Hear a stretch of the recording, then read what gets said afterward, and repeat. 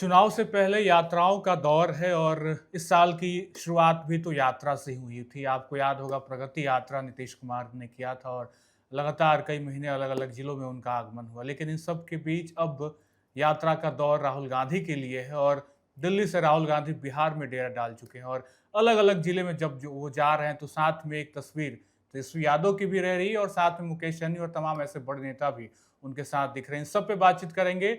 फिलहाल आप सभी का स्वागत है लाइव सिटीज के मॉर्निंग बुलेटिन सुबह की चाय में और मेरे साथ वरिष्ठ पत्रकार अभी उपाध्याय सर हैं। यात्रा का दौर है सर, बिहार में इस साल चुनाव है और हमने जनवरी में भी एक यात्रा देखा और अब भी जब चुनाव नजदीक है तो एक बड़े यात्रा के साक्षी हो रहे हैं, पूरी जनता साक्षी हो रही है। लेकिन तब प्रगति यात्रा थी, अब वोट चोरी की यात्रा है सर। नहीं, देखिए, निश्चित रूप से इंडिया ब्लॉक महागठबंधन जी। की यह वोटर अधिकार यात्रा है। हम्म। आप देख रहे हैं कि 17 अगस्त से यह यात्रा की जी। शुरुआत हुई सासाराम से, जो कांग्रेस के मेंबर ऑफ पार्लियामेंट हैं, इस बार जो जीत करके आए हैं उन्हीं के गढ़ से शुरू हुई और समापन भी इसका जो है सो सुदामा प्रसाद, जो आरा के जो जी। लोकसभा सांसद हैं, जीते हैं इस बार।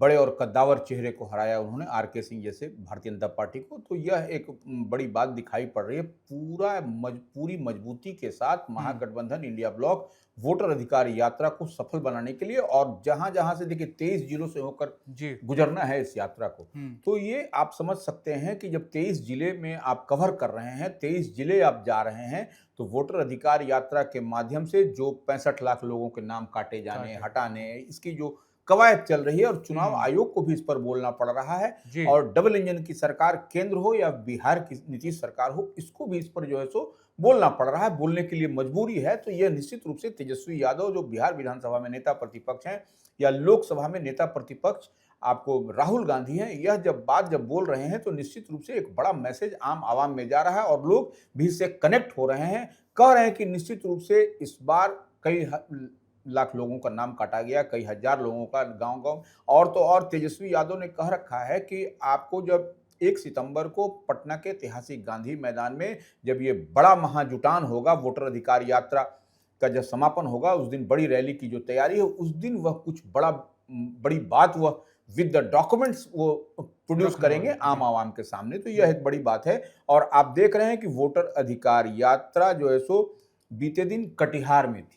कटिहार जो है सो वह इस बार का लोकसभा के चुनाव में कांग्रेस के दिग्गज नेता पूर्व केंद्रीय मंत्री तारिक अनवर का वह क्षेत्र है। तारिक अनवर वहां से जीते हैं इस बार कांग्रेस, और ये सीमांचल का इलाका शुरू हो जाता है। तो वहां से कटिहार, पूर्णिया, आपको पूर्णिया से कौन है, राजेश रंजन उर्फ पप्पू यादव हैं, अररिया और किशनगंज से कौन है, वह भी कांग्रेस के मोहम्मद जावेद लगातार जीतते आ रहे हैं। तो यह एक बड़ी बात है। और देखिए, ये जो 3 जिलों की हम बात कर रहे हैं सीमांचल के इलाके में, तो यह सीमांचल के इलाका में 24 विधानसभा क्षेत्र पड़ता है, जिसमें 4 जो है सो सुरक्षित सीट पड़ता है इसमें। तो ये इस बार अब 243 में से आप 24 सीट आप ऐसे देख लीजिए, और उसके बाद से आप बेहतर स्ट्राइक करते हैं तो यह एक बड़ा जोल्ट आपको होगा एनडीए के लिए। नंबर 1। नंबर 2 बात आप देख भी रहे हैं, पूरा बिहार गवाह है, पूरा देश गवाह है कि शाहाबाद और मगध में भी इस बार जो है सो आपको महागठबंधन इंडिया ब्लॉक ने बेहतर लोकसभा के चुनाव में परफॉर्म किया। तो यह सब कुछ दिखाई पड़ रहा है। और आज जो है सो वोटर अधिकार यात्रा पूर्णिया में होगी, सीमांचल के पूर्णिया में होगी, जो राजेश रंजन और पप्पू यादव जो निर्दलीय सांसद हैं, कांग्रेस के साथ में हैं,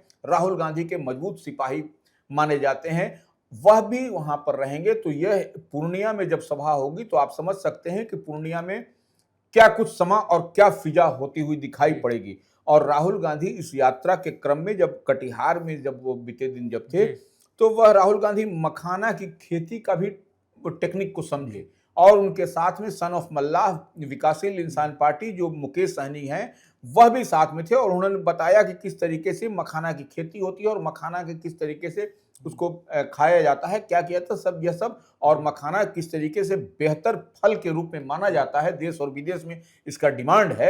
और ये निश्चित रूप से एक बड़ी बात है।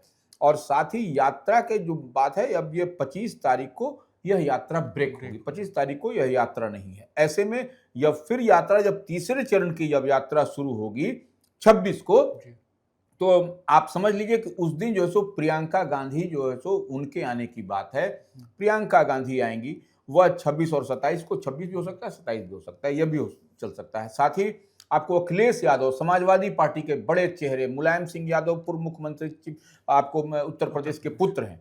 उसके बाद से तमिलनाडु के चीफ मिनिस्टर M.K. स्टालिन होंगे, कर्नाटक के जो है सो मुख्यमंत्री सिद्धारमैया होंगे।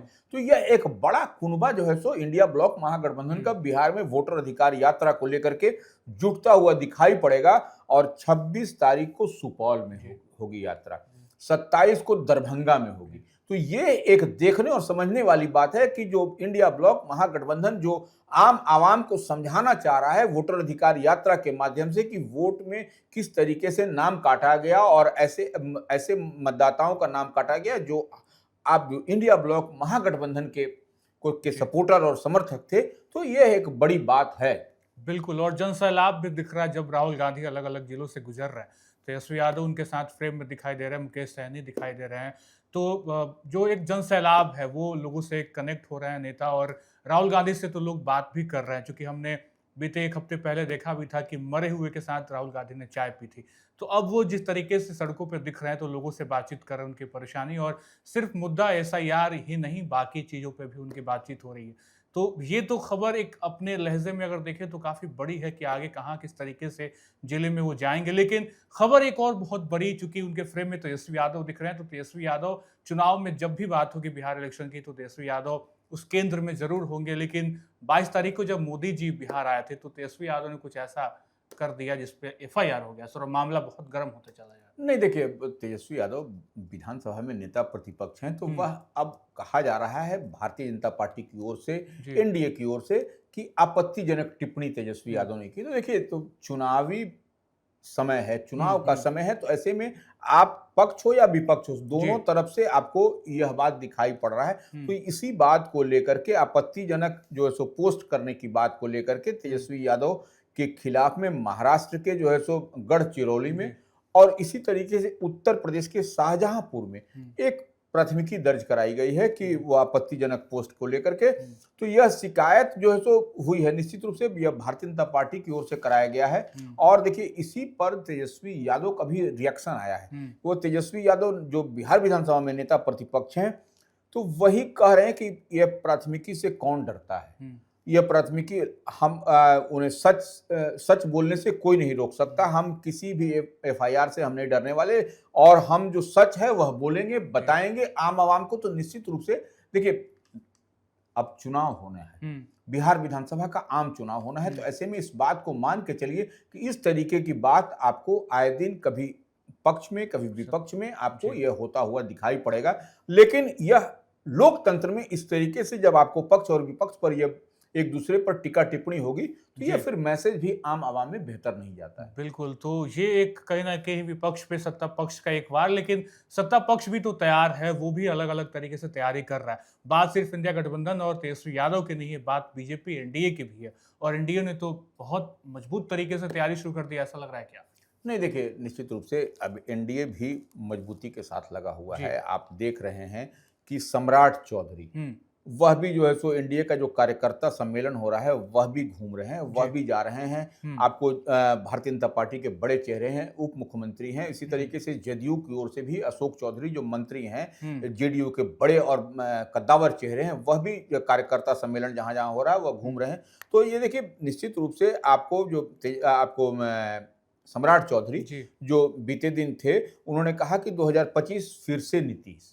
तो यह बात तो ठीक है, यह तो भारतीय जनता पार्टी कह रही है, यह कह रहे हैं, लेकिन भारतीय जनता पार्टी के बड़े और कद्दावर चेहरे प्रधानमंत्री नरेंद्र मोदी का लगातार बिहार आगमन हो रहा है, लेकिन वह तो कभी नहीं कह रहे हैं कि 2025 फिर से नीतीश।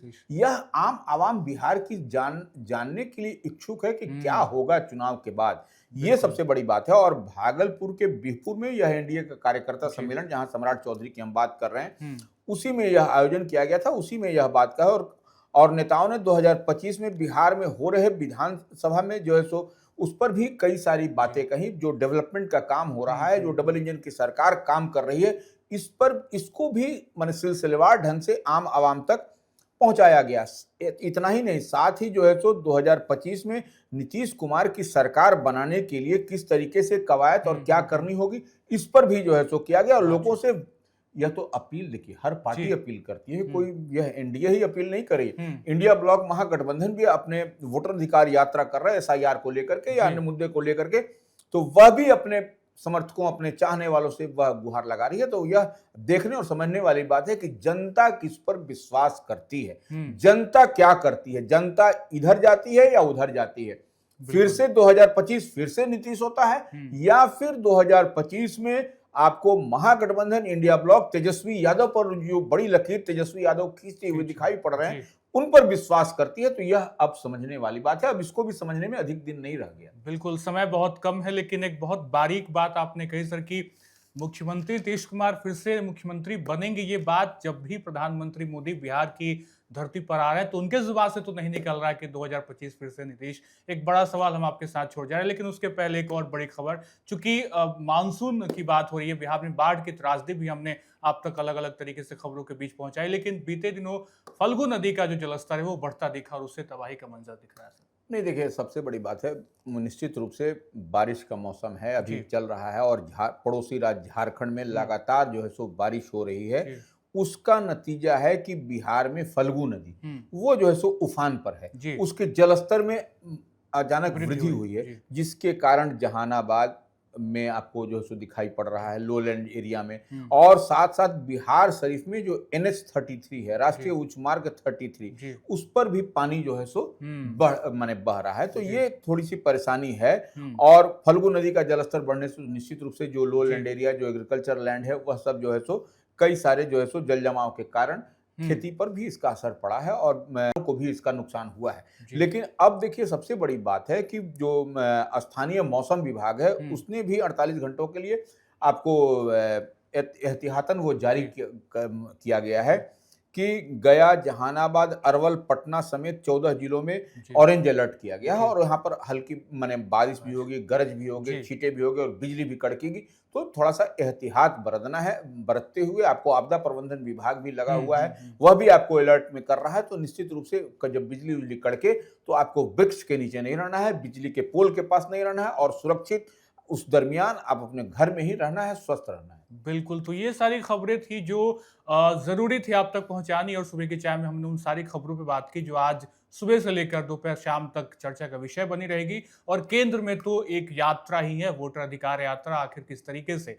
जब उसका समापन होगा और 1 सितंबर का इंतजार जब गांधी मैदान में बड़ी रैली, तो क्या कुछ बड़ी घोषणाएं होंगी और किस तरीके से ड्राफ्ट पे सवाल उठेंगे और राहुल गांधी क्या बड़े खुलासे करेंगे। फिलहाल आज के लिए इतना ही। आप बन रहे हैं लाइव सिटीज के साथ, बहुत बहुत शुक्रिया।